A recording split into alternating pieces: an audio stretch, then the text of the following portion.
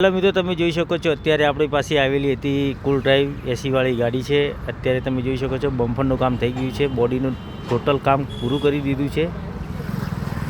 તમે જોઈ શકો છો બમ્પર, કઠડો, ચાલરને તમે જોઈ શકો છો, સાંકળ અને કલર પણ કમ્પ્લીટ કરી દીધો છે। હવે ગાડીનું ખાલી બાકી છે, પેન્ટિંગવાળા પાટિયા લગાવવાનો બાકી છે, એસએસસીનું કામ બાકી છે। એસએસસીનું કામ થશે, પૂરું કામ થશે એટલે આપણે વિડીયો બનાવશું।